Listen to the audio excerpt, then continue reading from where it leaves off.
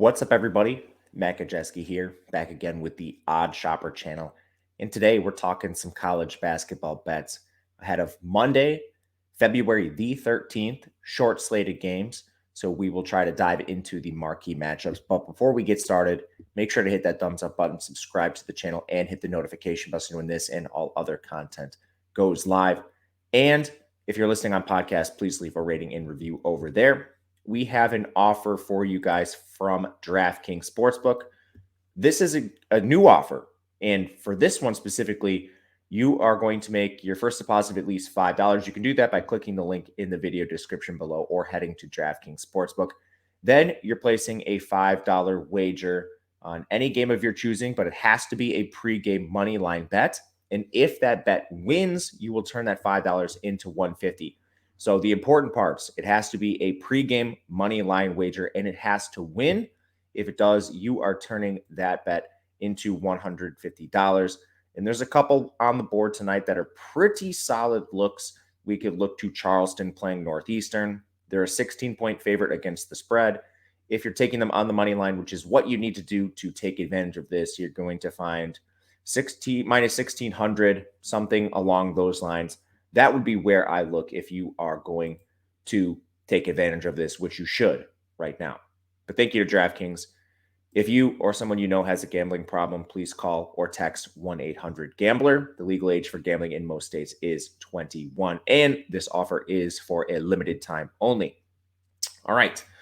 Recapping the weekend, it was a very good weekend, very profitable weekend for me. We, especially on Saturdays, have to really limit the picks on the videos because of time constraints. It's just very hard to talk a bunch of games, having to, project them all, break them all down. But we talked 3, and it was a mixed bag on the actual videos. On the video, we had Alabama over Auburn. And this is one of those results where I was happy with the outcome, but I honestly think we got it wrong because Alabama covers the spread. You can go back and watch the game, and holy smokes, Auburn should have won that game. Auburn should have covered that spread, and that's just not what happened. So we were fortunate to come away with an Alabama win. You'll take that when it happens, but Shot Quality had that as an Auburn win. I don't know. Process on that one was a little bit fishy.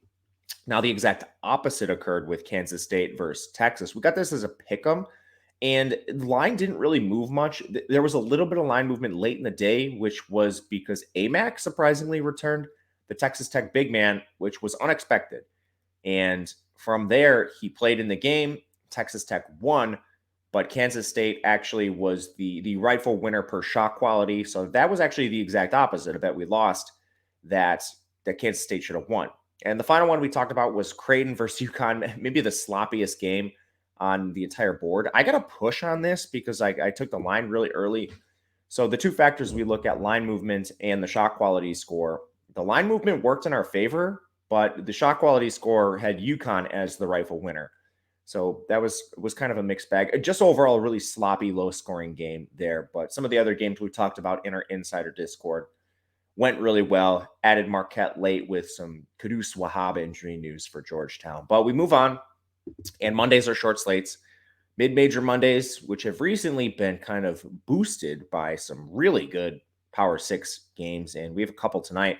We're going to stick with the Big 12. Miami does play North Carolina. And I have just an inclination that Miami is going to cover that spread, but a lot of metrics point to North Carolina as well. So I'm going to stay away, but we'll go to the Big 12. And we're going to kick things off with West Virginia taking on Baylor. Baylor has been a team we are buying at this time of year, and it largely had to do with health. When we were looking at them in non-con and early conference play, you had Flagler in and out of the lineup, you had Cryer in and out of the lineup, and that's actually been the case recently as well. Cryer, he played this weekend after getting injured in their second most recent game, but they also returned Jonathan Chama-Chachua, their 6'8" big man, who was injured in the tournament last year down the stretch. He's back and provides an extra post presence for them. They'll be facing West Virginia. This game is a rematch. Baylor actually beat West Virginia 83-78. That was on the road. Now they come home. And it's kind of a tale of two different teams here. When you look at overall ranking, Baylor's 12th at KenPom. West Virginia's 20th, which is very surprising to me. West Virginia's 4-8 in conference play. And per shot quality, that's actually the rightful record. They're not due for any positive regression in conference play. And they're coming off some brutal losses recently. They got blown out by Texas. Baylor's the exact opposite. This team is running hot, and it says they're due for a little bit of negative regression, but then you also have the Chama Chachua coming back and providing a boost in their front court. I think the injury news with them is a big part of the evaluation, and it's still positive to see Baylor holding almost every advantage stylistically. Offensive efficiency, that's Baylor, 12th to 49th over West Virginia. Defensive efficiency, it's almost the same, 105 to 106, but again, Baylor getting players back. Rebounding, Baylor holds the edge, despite West Virginia having an advantage in effective height. Now, again, I think that is also going to be kind of mitigated by the injury news Baylor has been playing through, and now they're getting healthy. And from there, you also have the actual body of work. Baylor has been beating teams within the conference, and they're beating teams on the road. Like some of the wins that Baylor has this year cannot be overstated. They're road wins. They just beat TCU on the road. This team has a road wins over Oklahoma. They already have one over Texas Tech. They already have one over West Virginia.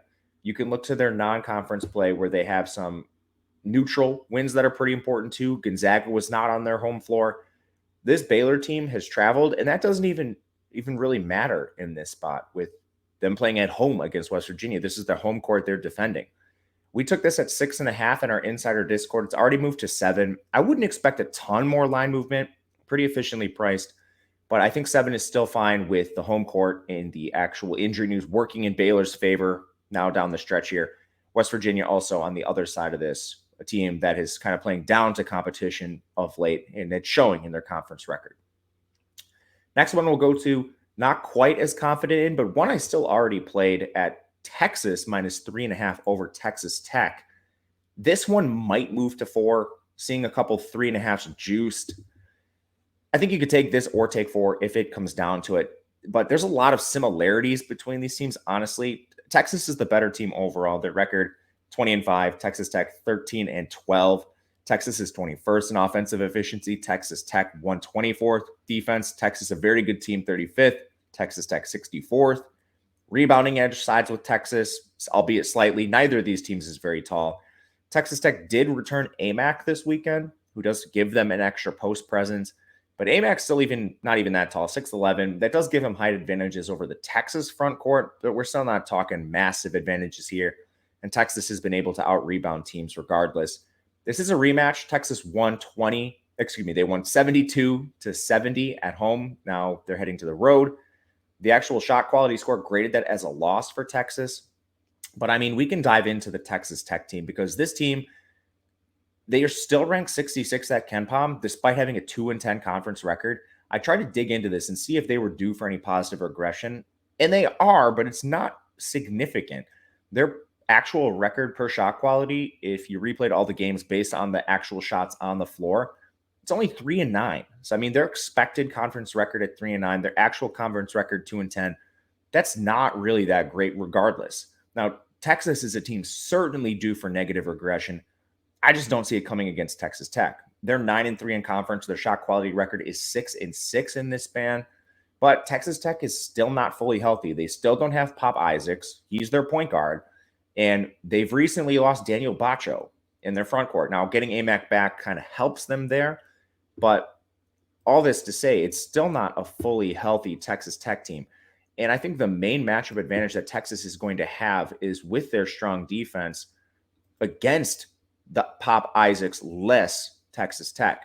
Texas Tech is 297th in turnovers committed. That is awful. And Texas is top 20 in the country at generating turnovers.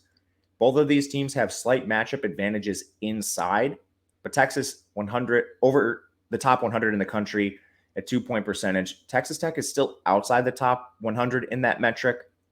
So I think it's still pretty balanced here with overall slight edges Texas's direction really both ways here. So with the slight edges working in Texas's favor with the overall defensive advantages Texas should have against Texas Tech, who is still injured, even though they're getting back AMAC, I think you can look to the Longhorns here and then maybe fade them in a different spot when we see the negative regression against a more difficult team but Texas Tech, a bottom feeding team in this conference for good reason. We're going to keep this to 2 games today because of the short nature of the slate. We don't want to force any value that might not be there.